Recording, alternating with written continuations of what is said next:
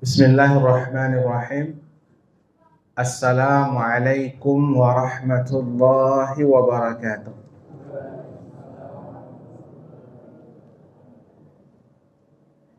Alhamdulillah. Alhamdulillahilladzi arsala Muhammadan rahmatan lil alamin. Thumma alhamdulillah alladzi anzala al-Qur'ana hudan lil muttaqin. Ashhadu an la ilaha illallah wa ashhadu anna sayyidana wa habibana al-Mustafa Muhammad sallallahu alaihi wasallam huwa alladhi adda al-amanata wa ballagha ar-risalah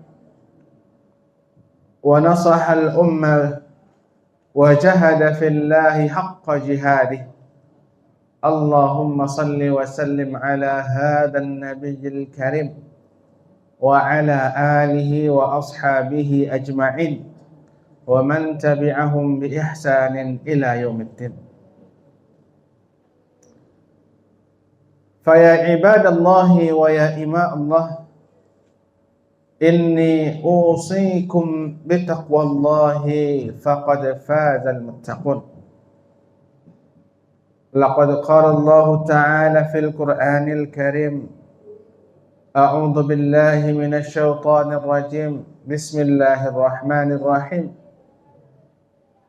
Ya ayyuhalladzina amanu ittaqullaha haqqa tuqatih wa la tamutunna illa wa antum muslimun. Shadaqallahul azim. Dan sama-sama kita hormati Bapak Ibu pengurus Masjid Nurul Falah Komplek Kuala Nyur 2. Seterusnya kepada orang tua kami, bapak-bapak kami, Bundo Kandung, serta kepada segenap kita yang hadir pada malam hari ini. Mudah-mudahan kita sadonyo mendapatkan rahmat dan kasih sayang dari Allah Subhanahu wa taala. Amin ya rabbal alamin. Kembali pada malam hari ini Bapak Ibu, malam nan kali mau balik ya. Lah ampe balik puasa kita. Kita bersyukur kepada Allah Subhanahu wa taala yang mana Allah masih limpahkan rahmat dan karunia-Nya. Allah masih berikan kesempatan bagi kita untuk menjalani hari-hari dalam kehidupan, menjalani hari-hari di bulan Ramadan. Karena Bapak Ibu yang dirahmati oleh Allah Subhanahu wa taala, batas umur kita itu Allah yang menentukan. Jadi jangan merasa kita mantang-mantang masih kue, pencalian masih tarang, talingo masih nyariang, tanang salah Pak Ustaz. Ya. Kok tiba malaikat bekok kami lari, kok tiba malaikat kami mandok. Ada cerita ya. Nah, kita masih hidup sampai saat sekarang ini, kita masih bernafas sampai saat sekarang itu, semuanya ini adalah karunia dari Allah Subhanahu wa taala. Karena Allah memang memberikan kesempatan bagi kita untuk mendapatkan berbagai keutamaan di bulan Ramadan. Kadang mungkin ada kawan kita Bapak Ibu menjalang puasa dijapui oleh Allah. Ada kawan kita lah sehari berpuasa dijapui oleh Allah. Ada kawan kita kapatang bana baru Pak Ustaz, dijapui oleh Allah Subhanahu wa taala. Tapi kita masih diberikan kesempatan. Maka jangan pernah berhenti bersyukur kepada Allah Subhanahu wa taala. Mari kita gunakan segala pemberian dari Allah dalam rangka memaksimalkan ibadah kita kepada Allah Subhanahu wa taala. Nah, selanjutnya salawat dan salam sama-sama kita hantarkan kepada junjungan kita, yakni Nabi Muhammad sallallahu alaihi wasallam. Allahumma salli ala Muhammad wa ala ali Muhammad. Sesuai mana je tema kita pada malam hari ini Bapak Ibu, bagaimana caranya atau apa kiatnya untuk mendapatkan syafaat dari Rasulullah sallallahu alaihi wasallam. Nah, Bapak Ibu yang dirahmati oleh Allah Subhanahu wa taala, dalam Al-Qur'an Allah menjelaskan bahwasanya nabi yang akan datang setelah Isa alaihi salam itu namanya Ahmad. Ya'ti min ba'dihi ismuhu Ahmad. Ya, bukan Muhammad. Ya. Dalam Al-Qur'an itu Allah menyatakan bahwasanya nabi yang datang setelah Isa alaihi salam itu namanya Ahmad. Tapi kenapa Rasulullah bernama Muhammad? Ya. Sehingga hal itulah yang dijadikan oleh Mirza Ghulam Ahmad mengatakan dialah nabi yang terakhir dengan ajaran Ahmadiyah. Ya. Jadi yang Muhammad itu bukan nabi yang terakhir. Nabi terakhir itu Ahmad dalam Al-Quran. Sedangkan Rasulullah bernama Muhammad. Ya kan? Nah, maka ambulah yang menjadi nabi yang terakhir. Mirza Ghulam Ahmad yang ajaran Ahmadiyah lahir di India, itu adalah buatan Inggris dalam rangka untuk menguasai wilayah-wilayah yang ada di India. Karena Bapak Ibu, India ketika itu di bawah dinasti Mughal, ya, kan warisan dari dinasti Mughal, mereka itu memiliki pengaruh Islam yang kuat.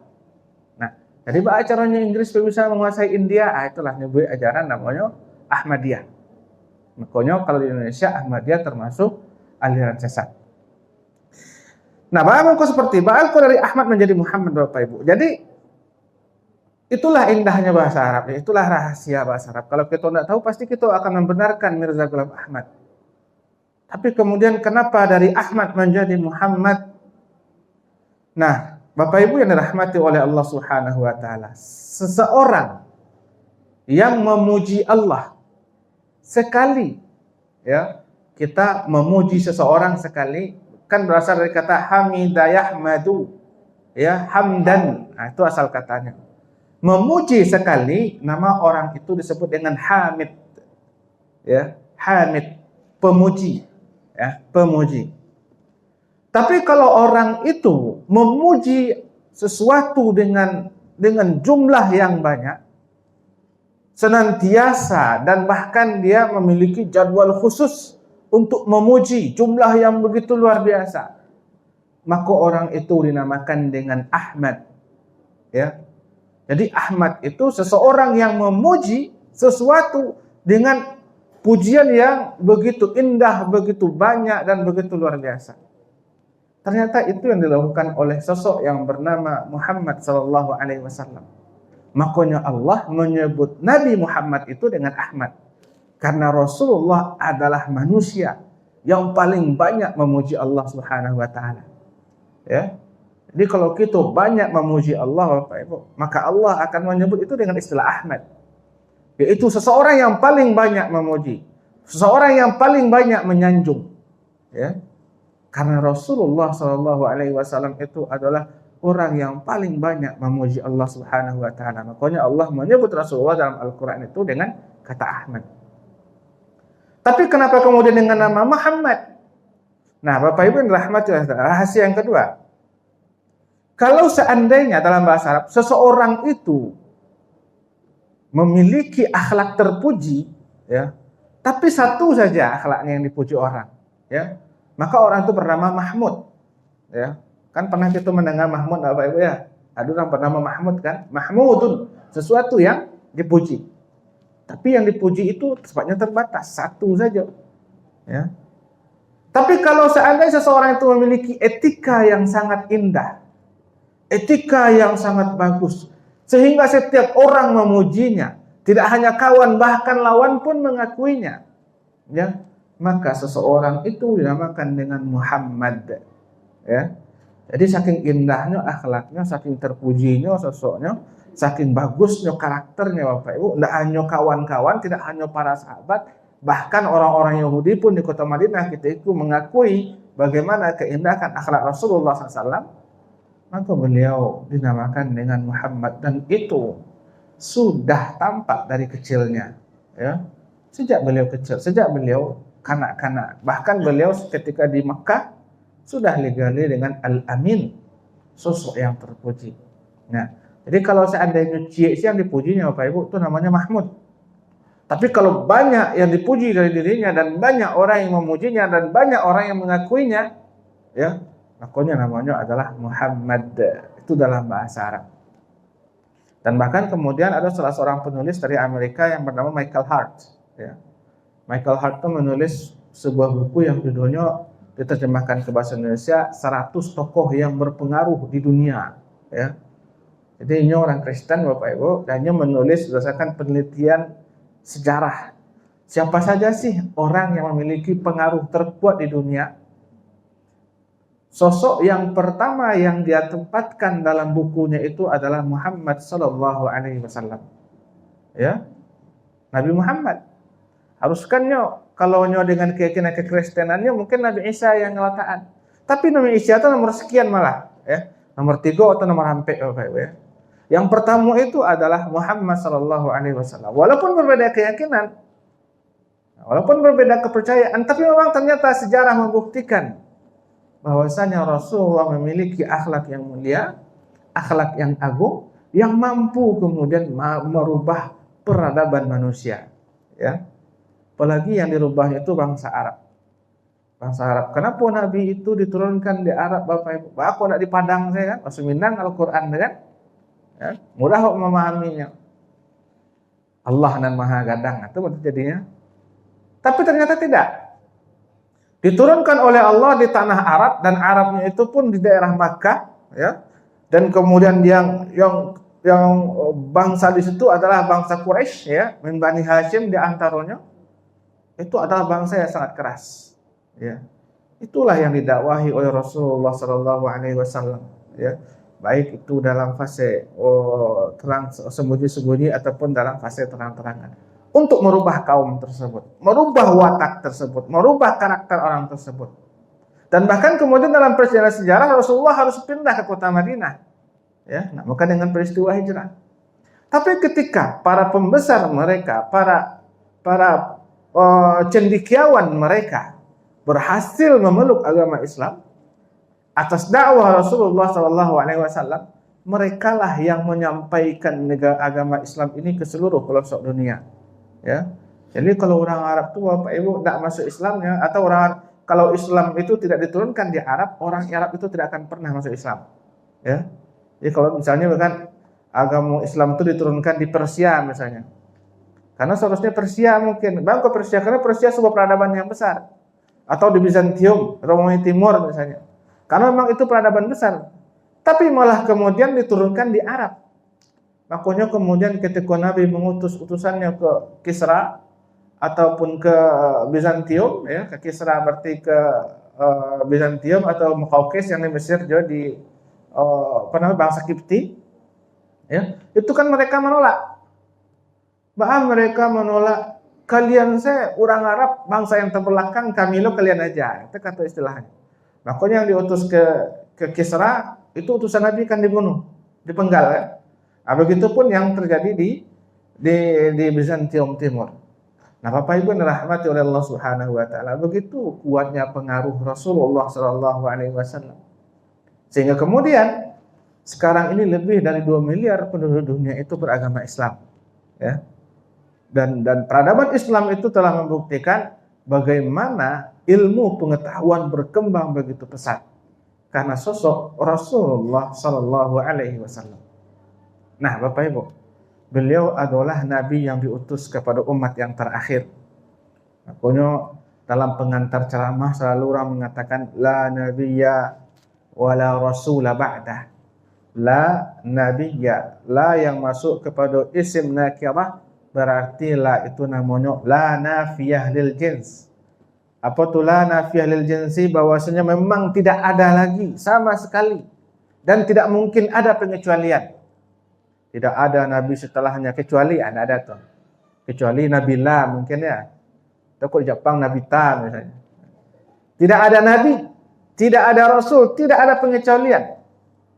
Karena beliau diutus kepada kaum atau kepada umat yang terakhir. Nah, ini menarik juga.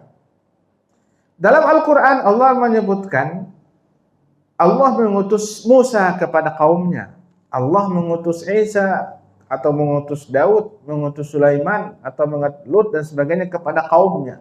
Allah menggunakan kata kaum, ya. Kaum itu hanya sekelompok orang. Tapi kalau Rasulullah Allah mengutusnya kepada umat. Siapa itu umat? Umat itu adalah seluruh orang yang datang setelah Rasulullah Shallallahu Alaihi Wasallam dari keturunan Adam alaihissalam. Apakah hanya seorang Yahudi? Apakah hanya dulu seorang Nasrani atau seorang Majusi? Setelah datang Rasulullah SAW dan dia beriman dengan apa yang dibawa oleh Rasulullah SAW, maka mereka adalah umat Nabi Muhammad Sallallahu Alaihi Wasallam. Kalau dulu enggak, Nabi itu diutus Allah kepada kaum-kaum tertentu, ya, dan kebanyakannya itu adalah dari bangsa Yahudi. Sehingga kemudian keturunan dari kaum Nabi Israel itu dinamakan dengan Banu Israel. Nah, tapi kalau pada Rasulullah SAW kepada seluruh umat manusia yang beriman kepadanya setelah kenabian Rasulullah SAW. Nah, jadi Bapak Ibu, di akhirat kelak ada namanya syafa'atul uzma. Syafa'atul uzma itu yang diberikan oleh Rasulullah kepada umatnya. Ikonan kita waruan Bapak Ibu, ya. Selain kita telah beramal soleh, selain kita lah sembahyang, selain kita lah berpuasa Bapak Ibu, bisa kok kita menjamin sembahyang kita kolah bana? Bisa Bapak Ibu nak? Bisa Bapak Ibu menjamin wadah puasa kita lah samparono? Bisa Bapak Ibu? Nah, dado kita bisa menjamin. Tetap saja kemudian kita khawatir dan takut Bapak Ibu kalau seandainya amalan kita tak samparono sedangkan dosa kita itu pasti ada. Lalu kemudian Allah campakkan kita ke dalam api neraka. Na'udzubillah min dzalik. Ya. Makanya kemudian di antara hal yang kita harapkan di akhir zaman itu adalah syafaat dari Nabi Muhammad sallallahu alaihi wasallam. Nah, kini Bapak Ibu, baca caranya untuk bisa mendapatkan syafaat tersebut. Tentu yang pertama Bapak Ibu, kita beriman kepada Allah dan beriman kepada Rasulullah. Ya. Makanya dalam kalimat syahadat, asyhadu an la ilaha illallah. Atau apa Ibu? Aku agak lama soal Bapak Ibu. Kali buku tadi nak. Wa asyhadu anna Muhammadar Rasulullah. Itu ibu dan bisa menjawab batu dari itu. Ada sepeda TKB itu mah, aku bawa sepulang, ya. Sepeda TKB di pagar. Mana tadi sepedanya? Ya. Ya tentu ingat aja presiden lama Pak gitu kan. Nah, Bapak Ibu yang dirahmati oleh Allah Subhanahu wa taala, iman kita kepada Allah dan iman kita kepada Rasulullah diukirkan dalam kalimat syahadat, harus terpatri dalam diri kita masing-masing, dalam sanubari kita Bapak Ibu, dan itu adalah pintu keselamatan. Ya, seorang kalau masuk Islam, ya, kalau masuk Islam, kalimat syahadat itu harus diucapkan. Ya, kalimat syahadat itu harus dia ikrarkan, harus dia nyatakan sebagai bentuk keislamannya. Jadi beriman kepada Allah dan beriman kepada Rasulullah dan jaga keimanan, kemurnian iman tersebut kepada Allah dan Rasulullah sallallahu alaihi wasallam. Nah, lalu yang kedua Bapak Ibu, kita memperbanyak salawat. Bahkan dalam Al-Qur'an dikatakan, innallaha wa malaikatahu yusalluna 'alan nabi ya ayyuhalladzina amanu sallu 'alaihi wasallimu taslima. Ya. Allah dan para malaikat itu bersalawat kepada Nabi. Wahai orang-orang yang beriman, bersalawatlah kalian kepada Nabi-Mu. Salawat Allah kepada Nabi itu, salawat malaikat kepada Nabi itu artinya Bapak Ibu, Allah memuji, malaikat memuji Muhammad sallallahu alaihi wasallam. Ya. Karena levelnya lebih tinggi, ya.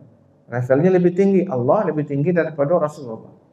Tapi kalau kita Bapak Ibu yang levelnya lebih rendah dari Rasulullah, maka salawat kita itu artinya berdoa.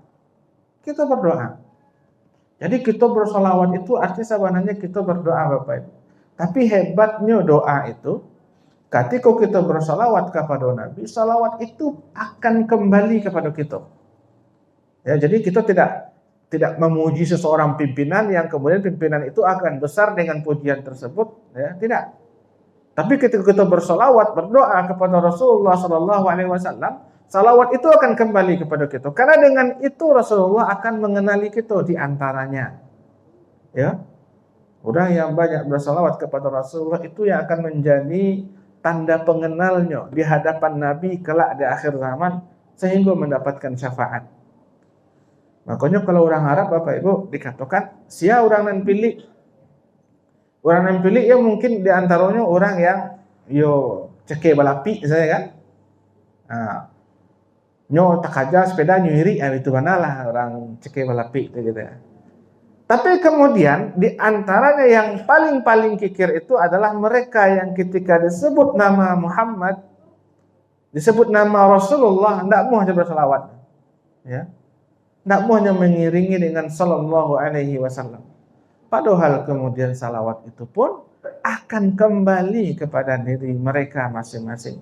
Gini ya mungkin Bapak Ibu, ya realnya, nyatanya tidak ada, ya. Atau mungkin sebenarnya Bapak Ibu, ketika kita banyak bersalawat kepada Rasulullah SAW, Allah akan berikan barakah bagi kita dalam kehidupan, ya. Dan baru kalau kita banyak bersalawat, rekening kita capek penuhannya Bapak Ibu. Amalkanlah salawat ini, maka rezeki akan mengalir seperti air terjun di lembah Anai, ya kan? Kan udah yang baik-baik mendetek kita. Tapi sebenarnya dengan banyak bersalawat, itu seolah-olah kita menghadirkan Rasulullah itu hadir, menghidupkan Rasulullah itu hadir di ruang mata kita, Bapak Ibu.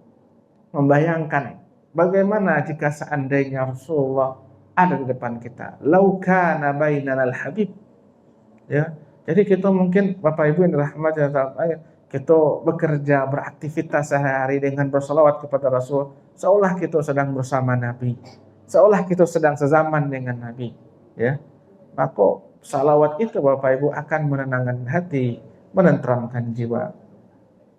Lalu kan ketiga Bapak Ibu, kalau memang kita ingin mendapatkan salawat dari ketika mendapatkan syafaat dari Rasulullah, maka amalkanlah sunnah Rasulullah dalam kehidupan.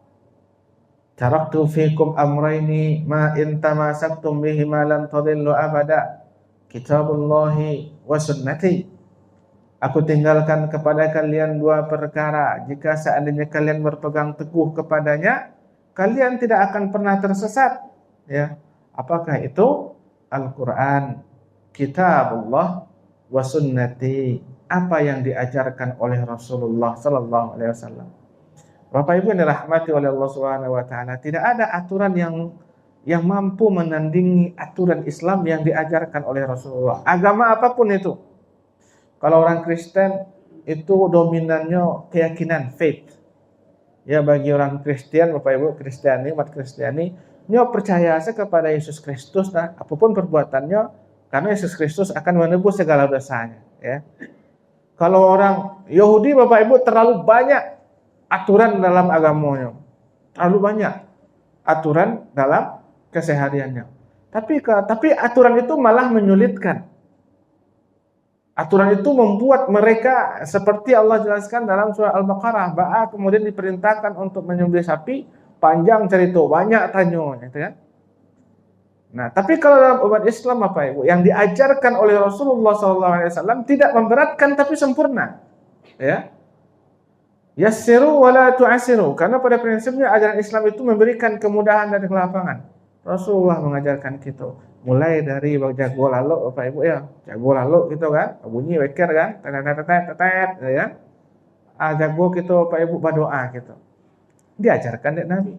Bahkan kemudian di antara sunnah Nabi itu kalau kita lalu jago lalu Bapak Ibu enggak boleh langsung lari itu. Ya. Tak aja misalnya kan jago lalu langsung lari, tidak. Tapi Rasulullah itu kalau jago lalu duduk dulu. Ngambil angah lalu kemudian duduk beberapa saat, lalu kemudian beliau berdiri. Baru berjalan. Tidak langsung tagak, langsung lari Bapak Ibu. Itu aja kalian Nabi. Masuk kamar mandi kita ada doanya. Keluar dari kamar mandi kita ada doanya. Mandi kita ada doanya. Makan kita ada doanya.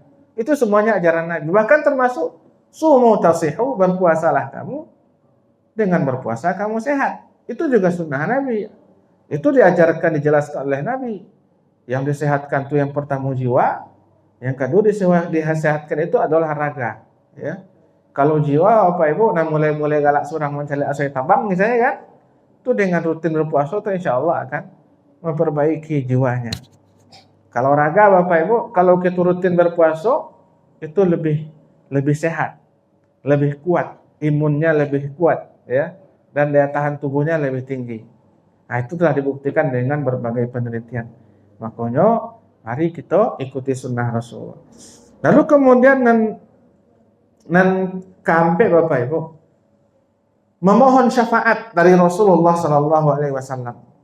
Jadi kalau kita mendengar orang azan Bapak Ibu, selesai azan kan ada doanya kan? Allahumma rabbaha hadhihi ad-da'wati tammah was-salatil qa'imah ati sayyidana Muhammadanil wasilata wal fadilah wasyarafa wad darajatal 'aliyatar rafi'ah wa ba'athu maqaman mahmudan alladhi wa'adtah innaka la tukhliful mi'ad. Itu kan doanya Bapak Ibu kalau kita selami. Itu kan doa untuk Nabi, doa untuk Rasul, ya.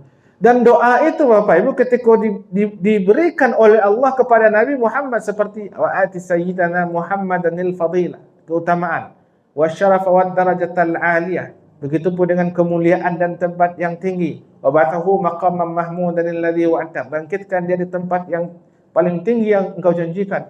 Itu nanti ketika Rasulullah mendapatkan itu di akhirat kelak, beliau akan membawa umatnya, ya.